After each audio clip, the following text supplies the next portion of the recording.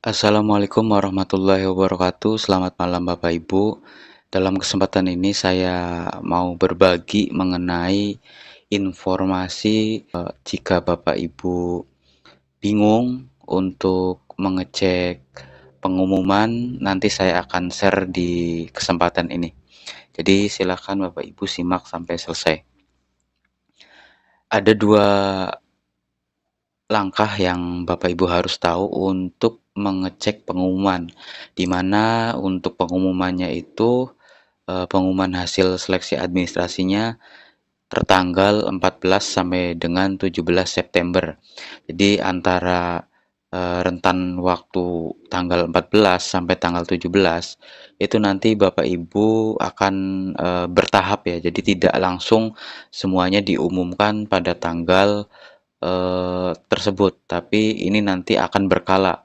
Misalnya di wilayah tertentu tanggal 14, kemudian di wilayah yang lainnya juga tanggal 15, itu nanti akan berkala. Nah, bagaimana mengeceknya? Jadi, mengeceknya itu Bapak Ibu pertama, Bapak Ibu bisa langsung login ya ke halaman SSCASN, ketik saja di pencarian Google Chrome, kemudian Bapak Ibu masuk ke halaman SCASN dan langsung login ya. Langsung login nanti langsung masukkan password dan username, kemudian kode captcha. Nah, di sini nanti dalam kalau belum kalau belum pengumuman itu nanti akan muncul resume yang pendaftaran seperti ini. Nah, biasanya ya untuk tahun-tahun sebelumnya, ketika Bapak Ibu sudah mendekati pengumuman, baik itu tanggal 13 atau 14-nya misalnya, itu nanti muncul perubahan pada halaman resume ini. Nah, di sini biasanya di bagian bawah itu muncul informasi apakah Bapak Ibu lolos administrasi atau tidak. Nanti ada di menu ini di bagian bawah ya. Nah, untuk yang tidak lolos itu biasanya berwarna merah dengan TMS ya, tidak memenuhi syarat. Nanti keterangannya itu apa? Nanti akan muncul ya. Kalau misalnya Bapak Ibu lolos di administrasi, nanti akan muncul notifikasi selamat bahwa Anda lolos seleksi administrasi gitu ya. Nanti ada notif seperti itu dan warnanya itu biasanya hijau ya, hijau atau biru kalau nggak salah. Jadi seperti itu. Itu langkah pertama ya, langkah pertama. Nah, untuk yang langkah keduanya, namun untuk langkah pertama ini ya Bapak Ibu, ini Bapak Ibu bisa mengeceknya itu secara berkala. Ya, bisa mengecek secara berkala antara tanggal 14 sampai tanggal 17. Nah, untuk yang langkah kedua, misalnya Bapak Ibu itu mendaftar di Pemda ya. Nah, Bapak Ibu mendaftar di Pemda apa nih? Misalnya di Kota Cirebon misalnya ya. Bapak Ibu untuk mencari informasinya tinggal ketikkan BKPSDM Kota Cirebon.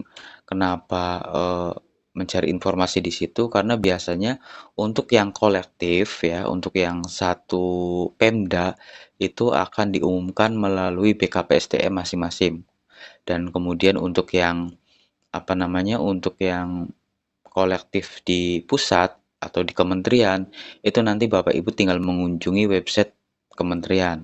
Nah, ini saya contohkan langkah kedua untuk mencari pengumuman seleksi administrasi ya. Jadi Bapak Ibu itu harus gercep. Jadi nggak harus menunggu informasi dari teman atau dari saudara.